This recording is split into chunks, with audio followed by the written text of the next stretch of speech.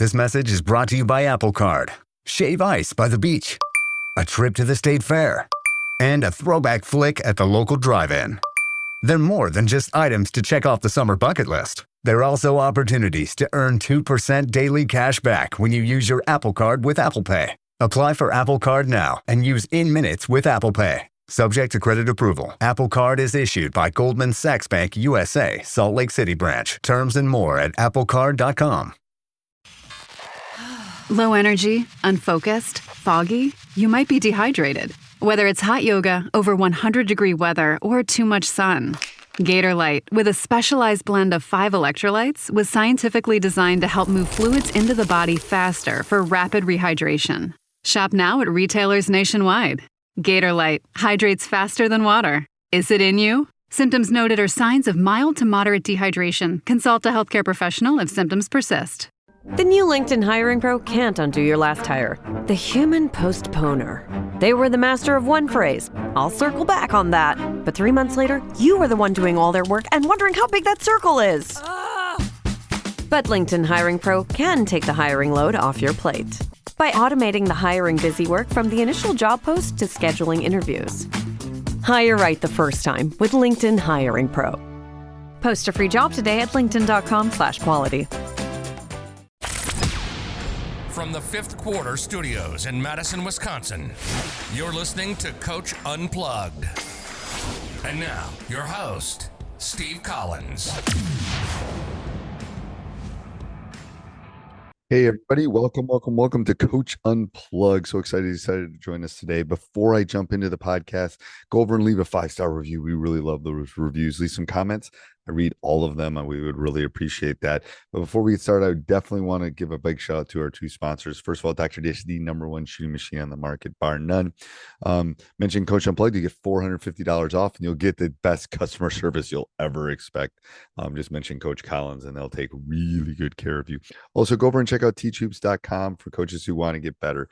It is the one-stop shop for basketball coaches. It's something, you know, when I started teachhoops.com, it was what I would have wanted as a young coach before, you know, all the state championships and all the nationally ranked teams that I've coached. And not to brag, just to kind of tell kind of my journey, I would have killed for this stuff because it would have made my life so much easier. A little bit of everything that you need to become a better basketball coach. And we are the only people out there that offer 14-day free trial because we believe in it so much. Follow the roadmap, work on your craft, and you get me one-on-one mentoring. So I can't imagine anything better than that. I don't know. Anyway, go over and check it out and let's head off to the podcast. All right, welcome to Coach Unplugged. There was a point where, you'll love this, there was a point where I decided I'm going to do this 5 days a week, and then I started it, people liked it, and I can't stop now. Now if I stop, it's like, crap, I can't go back, you know? So yeah. I know you started your new one. If you ever go more than once a week, just know that once you've set that pattern, it's not going away. Okay. The editing. So, Coach, I'm going to have you introduce yourself, kind of give your summary of your basketball experience. That's usually the way I do this. So what I say is kind of give your basketball journey, where you started, where you ended, you know, what you're doing now. And then you and I are going to talk about some practice planning, I think, which will be really cool because people always have questions about that. And then we'll see whatever road we'll go down. The record is 2 hours and 48 minutes. Don't think we'll get there tonight because I'm gassed, but that is the record for my podcast.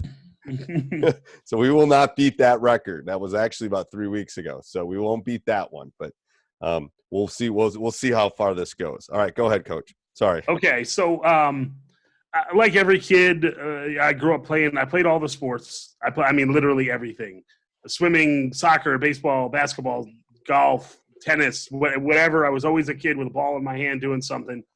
One of the things I specialized at is I always knew all the rules and all the strategies to all the games because I wasn't the best athlete. So if I knew all that, that would help me compete. And it did for a long time until I got to high school with basketball, where I grew up in New Jersey. We have one of the best public high school basketball teams in the state of New Jersey for 40 years. I was not playing on the team. Right. It was never an option. It was never a thing. But I always, always studied strategies of sports and everything. Got out of college, kind of didn't know what I wanted to do. I'd done some video production work. My uncle was friends with the athletic director of the University of Kentucky at the time, C.M. Newton, who was big in college basketball for a long time.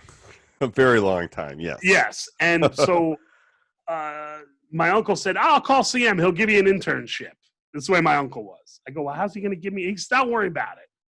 He called CM. I went out, drove out to Kentucky. He gave me an internship doing video for Kentucky basketball, helping out with the video department. That was my first job out of college, working for the University of Kentucky men's basketball program. That's a pretty good. That's a good start. I was thinking about retiring after that. Like, I was in Rupp Arena every day. Like, that was my job. So worked there for a year, interning with the video department. Who was the head coach? The head coach was Tubby Smith. Okay.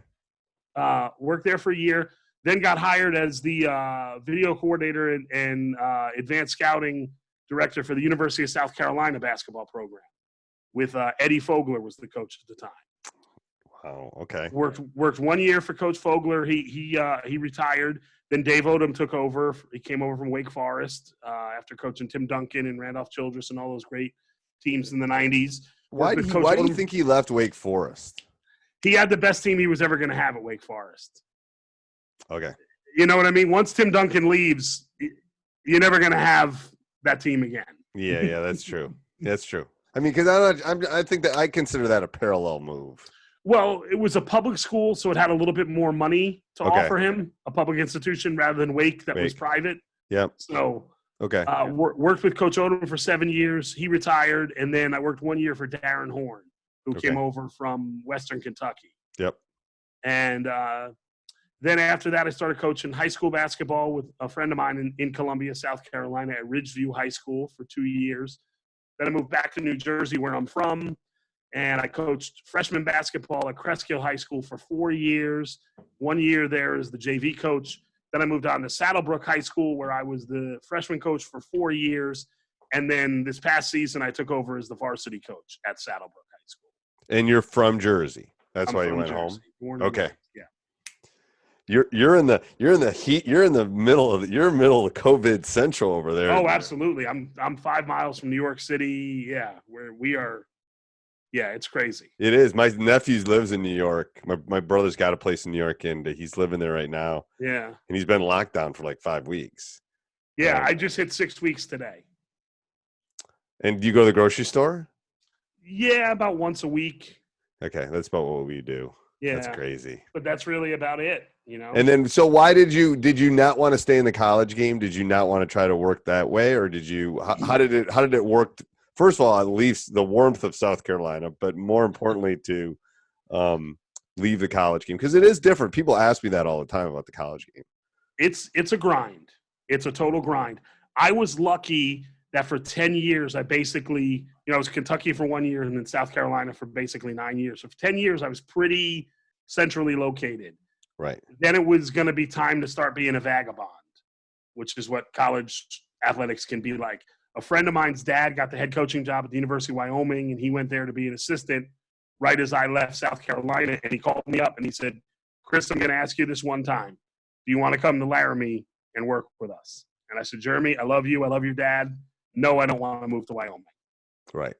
Because then it's Wyoming. And if you say that, when you say that at the college game, you're done. Like, because the way to move your way, you got to be willing to every 2 or 3 years to be willing to move. Right. And that's what I wasn't. I kind of, some family things and things like that. I was like, nope, that's not what I want to do. Okay. Do you do stand up? I do stand up comedy. Yes. Did I tell you that? How did you know that? I do my research. I used to do stand up a long time ago. Did you really? Oh, it was a long time. 25 years ago, maybe. I think you said that in one of the emails. Yeah. I did. So do you still do that? I do. And I did a Zoom show last Saturday night. Really? Yeah. How does that work? Just sit here and tell jokes, and there was about 35 people with cameras on, laughing and sitting in their living rooms. Well, that's interesting. It was odd. I tell people when people laugh, it's as good as like coaching when the crowd goes wild. It's a drug. Yeah. Yeah. Well, my team was 2-23 this year, so the crowd never really went wild. So you never got that feeling. No. But you're close to the Mecca. Yes. And when we were at South Carolina, we played in the NIT semifinals and finals 3 times. We actually won it twice. So I actually coached the high school game there. When I was coaching in South Carolina, the guy that I worked for was a coach that always thinks outside the box, and he called up, and we had to pay like $3,000 to play a scrimmage the morning before the preseason NIT that used to go on around Thanksgiving. So it's us and another team from South Carolina flew up here, stayed in hotels, and got to play on the garden floor with our high school kids. That's awesome. awesome. An amazing experience. That's awesome. Do you have HBO? Do you watch Barry? I don't even know what that is now. Oh, it's a stand-up. You haven't seen the stand-up thing on HBO? No. Oh my God, you got to watch it. It's basically, yeah. I'll send it to you, and I think okay. Is it Barry? I don't know, or maybe it's not Barry. That's a different one. There's a stand-up comedian that basically has a show on HBO, and it's how he basically works his way up through stand-up. And okay. Oh, it's hilarious. I'll get it for you. It's not Barry. Barry's a different show, but it's on HBO. Very funny. Okay, let's talk practice plans. Why don't you share your screen with me? Okay. Let's click around here. So when we set a practice plan, like a lot of people, we always like to have some sort of thought of the day. Are you seeing this? I am. Okay. We always like to have some thought of the day. And then my kids are so clueless that I have to explain who George Halas is. They don't have a clue. I'll put a Vince Lombardi quote up there. They don't know who Vince Lombardi is. So we'll go over sort of the thought of the day and who this person was and why they said it. And then this year, we decided as a coaching staff that we were going to have a 45-minute period at the beginning of practice that was exactly the same every single day. And so how many minutes of that? How many minutes? A 45-minute period. That was the exact same every day where we worked on toughness, ball handling, and conditioning, basically. Okay, and they were the exact same drills. The exact same drills every day. So we'd start off with the kids had a stretching routine that we showed them. And during that routine, we would call that's the mindset time. That's when I'd walk around, assistant coaches would walk around, kind of talk to the kids, what's been going on, kind of get ready, get them in the mood for practice, in the mode of thinking about practice. And then they would jog a couple of laps, 5 to 8 laps around the court. Again, just kind of get the blood flowing, get into it. And then we would do this loose ball and charge drill, which we believe was going to develop our toughness throughout the year. Okay, can you show me what that looks like? I can. It's actually a Shaka Smart drill. Okay. It's called a multiple effort, he calls it. And this is him. Is this on the full screen for you? It is. It's perfect. Okay. So what's going to happen, he's standing here in front of this guy, Shaka Smart. And this guy in the blue right here is going to play defense. He's going to help over and take a charge. Then as he takes the charge, Shaka Smart's going to roll the ball toward this sideline. The player's going to pop up and go dive after that ball and save it from going out of bounds. Throw it to a teammate. He's then going to hop up. Shaka Smart's going to bounce the ball high here that's going to go out of bounds here. The player's going to sprint across, jump up, grab the ball, and throw it to a teammate. Wow. Does that make sense? Yeah, it does. So this should be right queued up to where it starts. So the guy's playing defense. Yep. Smart passes it. The guy comes over, takes the charge. There's a ball rolling. He saves it, throws it to a teammate. He gets up. Smart bounces the ball that he has to save from going out of bounds. And what do you call that? We just called it our loose ball and charge drill. Shaka Smart calls it his multiple efforts drill. I love that. So what you're doing is you're working on multiple things at once. Yes. And again, it's that what we like to call the toughness. It's taking a charge. Right. It's diving for a ball but staying in bounds. Learning how to stay in bounds, control it, pass it to a teammate, then get up, hustle to the other side of the court. So it's all those, it's all those little things that I think any coach talks about, the 50-50 balls, the getting on the floor, the willingness to take a charge, all that kind of toughness that any athlete in your gym can do. And you do that every day? Every day. And there's no variation on it? No, we might switch sides of the floor. Okay. And then have you noticed things because you're doing it every day, like good or bad things? There's some complacency that comes with it. I think that's natural when you're doing something every day. So we have to motivate them a little bit better sometimes. Does that make sense? Yeah. That's always my concern with that is like, oh my God, it's like I got to eat cereal every day for breakfast. Really? Okay. I did have one veteran coach that I'm friends with this year goes, you really do a charge drill every day in today's society? He's like, you're not worried about someone complaining or whatever? I said, if they complain that I do a charge drill, then they complain. I love the drill. I'm just saying, I'm to keep them engaged that's awesome. I love that. And it teaches everything you said it does. It's perfect.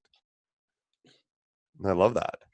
And like I said, it takes no extra human effort. You don't have to be the best basketball player. You don't have to be the best shooter. Nothing. And you can stand out. Maybe show me something. Yeah. Right. Yeah.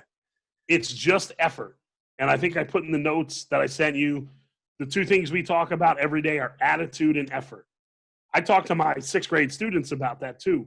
Those are the only two things you can control when you wake up every morning. I have no control whether it's raining out or not. Right. But I have a control over how I deal with that. Right. Does it affect my attitude? There's no such thing as bad weather, only poorly dressed people. That's my dad's theory. Oh, I like that. It's like there's no bad weather. Just dress properly. It's like if it's raining, bring an umbrella. Bring an umbrella. What the hell? If it's cold, that's attitude, though. That's attitude, though. That's right. Attitude. I love that. Yeah. So we do that, and then we move to a ball. And, okay, so 8 minutes. Okay. So I'm just trying to think of the 8 minutes thing. I got the 10-minute stretch, blah, blah, blah. Tell them about the day. Get us focused. But then 8 minutes. So how many people are on your team? Well, we had we started with 22. We finished with 17 in the gym this year. Okay, so then does everybody get one rep? How does that work? Yep, everybody gets one rep. Everyone gets one rep through. I don't have enough coaches to be – I would love to be able to do it on both sides. Okay. I just don't have enough personnel in the gym. Okay. And I came from the college game initially where we have this army of managers. Yes. To do all these things. And then I'm doing everything. I'm coaching freshman basketball. No, I told somebody too that when you're the lower you are, the more you should coach from the center of the court. Yes. Right? Because you got to see everything. I've got enough assistants that I don't even always have to do that. I can even move to the end line sometimes and see other angles. But when you've got 22 freshmen and you're trying to run practice, you better coach from the center of the damn court because you got to see everything at all times. Like your head's got to be on a swivel. Absolutely. Yeah. And we say that the lower you go down, the more you should actually get paid. Yes. It is paid there. Yeah, you're right. It is true. Okay. But I think cutting my teeth in freshman basketball was definitely valuable. I think you should coach it I tell people ask about you want to be a coach, and I say, you know what you need to do? You need to go coach. It doesn't matter what you're coaching. Just go coach. You're going to learn something. If you're coaching your 6th graders in basketball, you would learn just as much as I learned probably in a year. Yeah, absolutely. Because there would be no downtime. Downtime kills practices. Can't have any downtime with 6th graders. Okay, yeah, I have 2 assistant coaches, a JV coach, then we have a freshman coach. We didn't have a freshman team this year, so he was in the gym with me this year. I'm hoping next year a buddy of mine is going to volunteer with us. That'd be nice. Get another set of eyes in the gym. It's always good. I always tell coaches, find as many bodies as you can. They trust and they can come, yes. The biggest thing, and we'll talk about it a little bit later in one of the practice plans, is when you want to focus on offense. This was the problem with the freshman coach. I'd be like, all right, we want to run through our offenses here. But I would start with that intention, and 30 seconds into it, I'd see us playing terrible defense. Right. And then you're talking about the defense, and, you just can't watch both of them at the same time. You can, but You have to try to focus on one. Yeah, there's oftentimes I'll tell a coach, I'm dealing with defense. You worry about the offense, because you got to do that, and that's the pluses of moving up is that you can be more finite in what you're looking at for sure. Absolutely. Okay, cone drill. Cone drill. I'm going to go to my other camera here. This is a ball handling drill. Okay. It's sort of adjusted from other people, but I kind of made it my own. This message is brought to you by Apple Card, Shave Ice by the beach, a trip to the state fair, and a throwback flick at the local drive-in. They're more than just items to check off the summer bucket list. They're also opportunities to earn 2% daily cash back when you use your Apple Card with Apple Pay. Apply for Apple Card now and use in minutes with Apple Pay. Subject to credit approval. Apple Card is issued by Goldman Sachs Bank USA, Salt Lake City branch. Terms and more at applecard.com. Low energy, unfocused, foggy? You might be dehydrated. Gatorade Zero powders have been scientifically designed to help improve hydration balance in the body. With a clinically proven electrolyte blend and no artificial colors or flavors. Great tasting hydration no matter where you're going. Shop now online or at retailers nationwide. Gatorade hydrates better than water. Is it in you? Symptoms noted are signs of mild to moderate dehydration. Consult a healthcare professional if symptoms persist. So what we do is we set up cones. 1, 2, 3, 4, 5, 6 spots. And then on the other side, same thing, 6 spots. Okay. So I'll have a line down here and a line down here. Each kid will have a ball. Okay. Everybody's got a ball. Everybody's got a ball. Okay. They're going to start by dribbling with their left hand. And this is always important, and I always have to harp on this. They're going to take 2 hard, quick dribbles between these 2 cones. And then they're going to make a crossover. Left hand to right hand, keeping the ball low. Then they're going to take 2 hard dribbles with their right hand and cross over right to left. So we're going left hand, crossover left to right. Go here, crossover right to left. And now we're attacking this cone as if it's a defender. Okay. So they're going to have the ball in their left hand. They're going to attack hard here, cross over, and take a jump shot on one side.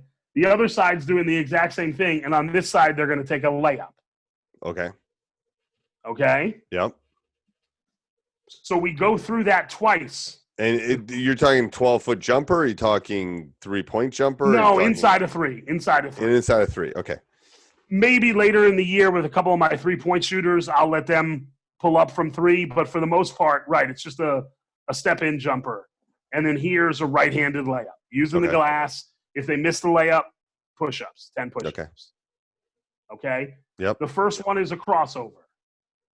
So they go through it twice. So they're going to go once on this side, once on this side, second time on this side, second time on this side. It's 2 times, 2 reps for everything. The second one, we're going between the legs at each cone. Okay, between the legs. Third time, we're going around the back. Again, the important thing I always harp on them is it's 2 dribbles, then the move. Okay. 2 hard dribbles. Learn to dribble in compact spaces. Yep. And so how do they cheat? How do they cheat on this? How do they cheat on it? Is they don't take 2. They take 1 dribble, and then the second dribble is the move. Okay. Because I'm always looking for how people cheat on their drills. Absolutely. So you have to harp on them to do the 2 dribbles. Yes. Okay. Right. The lazy kids who dribble high or aren't going to stay compact, right, they're going to take 1 dribble, do the move. Okay. So it's crossovers, then between the legs, then behind the back. Then the 4th one gets a little confusing. We have to slow down and show the kids. They're going to do a spin move at the first cone. Then they're going to do a crossover because you don't want them to spin. Then the kid's going to get dizzy and fall over. Right. So it's spin, spin, cross, and then here it'll be spin into the move. Okay. Okay? Yep. And then the last one, they do each move. Crossover between the legs, around the back, spin move, and then here they do whichever move they want. Just 1 move. To create a move. Yes. Okay. Yeah. So they're working on all the moves you're going to do with a dribble. They're getting a ton of ball handling. And how They're long getting does this take? conditioning. If we do it right, it doesn't take any longer than 10 minutes. Okay. The first couple times, with new kids in the gym, you got to explain it, break it down. But if it's done right, and it's great conditioning, because if you think about it, I can't count. 1, 2, 3, 4, 5, 6, 7, 8, 9, 10. They're basically making 20 trips up and down the court. So they're conditioning, they're working on their ball handling, they're shooting. Yeah, they're doing just about everything but passing, to be honest with you. Yeah. Perfect. And they're working on all the different moves. And I say, listen, if you have trouble going around the back, this is the time to practice it. Right. Right? Right. Screw up now. Who cares if you mess up now? Right. This turnover doesn't count in this drill. And so let's say a kid messes up on that third cone. Do you make them go back to the first cone, or do you make them start where they were? They usually start where they were. Okay. Usually just start where And do you have any backlog issues? Like, there can be. If kids go in the right order, you don't have backlog issues. Okay. That's one of my other ones. When I've done a drill like this, I end up with backlog. And so, I almost got to say, the next guy can't even start until he gets to half court kind of thing. I say third cone. Third cone. Okay. Yeah. Okay. Perfect. And if you don't want to say, listen, Billy goes first in this drill, but you hope that the hierarchy starts to work itself out. You hope. Right. He doesn't always do that. All right, let's go back to the practice plan, Coach. I love that. And you call that what? Where is that? I just call it the cone drill. Cone drill. Yep. Yeah. Don't be over creative, people. I'm telling you. You don't need to on your drills. I agree. But it should have a name just so kids know. Yeah. Okay. That's my feeling. Okay. So if I say cone drill, they know, boom, we got to get the balls. But again, this beginning of practice becomes so second nature that they know what we're moving to next. So yes, there can be complacency issues, but it's also they know exactly what's coming next. So they're moving into the next drill right when we're done. I love that. Okay, So two things. First of all, I need you to put yourself back in the corner so I can see you, because I'd rather see you. Oh, I'm sorry. No worries. And then how do you transition from drill to drill? Like the first 45 minutes, it's pretty fast, is my guess. Mm-hmm. And it wound up being quicker than 45 minutes as the season goes on. Okay. What about later? What about the rest of the practice? Is that how do you transition? Poorly. Do you have a magic elixir to that? I don't. I do a lot of my teaching early. So I think that does help with transition. I also time them on their transition for drills. Okay. I like that. And I also have my assistant coaches getting the next drill ready. I did a good job of that. Of my assistants. Yep. So they're already talking to kids. They're getting pennies on. They're saying, "Hey, we're going and doing 5x4 next, or whatever we're doing." Right. So, and we use the clock. I use the clock all the time, like 8 minutes on the clock. So they know when it's getting down to 7, we're going to be transitioning soon. I like to get in and out as fast as I can and as precise as I can. So that's my argument to them. If we do this right, you're going to, you can get out of here sooner. Yes. Go see your Chicky Lala and snuggle in the parking lot, So, okay, perfect. All right, let's go back to that. So cone drill. Yep. So we're at full court closeouts. This is, again, something you do every day. Every day. Okay. Working on closing out and, again, conditioning. All these drills, the loose ball charge drill is not great conditioning, but it's cone drill and the full court closeouts, and then we're going to run next. I mean, it is conditioning. Okay, so full court closeout, what's that? All right, I'm going to go back to the board here. Okay. So, again, here we're going to start with 2 lines, a line here and a line here, and there's going to be a cone. And then we did a poly spot, and then a cone and a poly, and a cone and a poly, and a cone and then this would be their end spot. And so for the people that listen to this, if you don't have cones, you can use chairs. If you don't have the dots, you can use painter's tape. Painter's tape is a cheap way of doing it. You can use Helpline. You can use painter's tape is the best thing for a court because it won't mess up the court, and it comes up real fast. All right, go ahead. Sorry. Yeah, get creative. Garbage cans. You can put garbage cans out. It doesn't matter. Yeah. Whatever. The kids you don't like, put them at the elbow. Who's not going to play? You're not doesn't have to worry about closing out. Hey, John, go stand at the elbow. You're never playing. So true. So we're closing out to a cone. Okay. We're sprinting, breaking down, chopping our feet. Yep. Keeping our butt low. We're getting both hands high, and we do a pull 2 hands together high as high as. Oh, you do that. Yes. Okay. And so I'm going to pause for a second. I want to hear your theory on that. So, because I'm a stats teacher. So why don't you close out with the hand that's closest to the shooter? So a right-handed shooter, I should close. Because the math says if you close out with the left hand versus the right hand, the percentages drop. Okay. You know what I'm saying? So think about it. So if I'm sitting here shooting, right, and I go up with the shot, if you close out with your left hand is the percentages drop almost 10% that if I close out with the opposite hand. Okay. Our thought process behind it is we're not only closing out for the shot, we're closing out for the pass. Okay.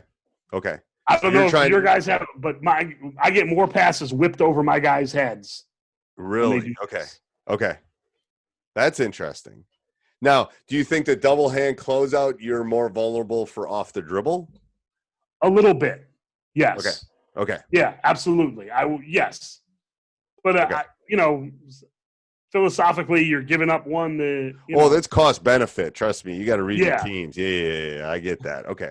My biggest pet peeve is you better close out, or just walk over here because you're sitting your butt down, man. You ain't playing if you don't close out. Right. The kids that run out and stare at a kid. Well, that doesn't do anything. Right. And the little pokey thing at the belly button. I go, what are you doing? You think they're a balloon? What the hell? That ain't gonna. A shooter ain't even gonna notice you hit him in the stuff. No. It's like I hate that. I know. It's like my best shooter. You hit me in the stomach. I'm laughing at you because the ball's going through the basket. My best athlete this year closed out like this. It was one hand would kind of reach out, and I'm like, can you just put both of your athletic long hands up in the air? Right. Okay. All right. Let's go back. So you do the cone, and then what are the dots for then? Okay. So we're closing out to the cone, high hands. Okay. Then we're dropping down and we're sliding to the poly. Okay.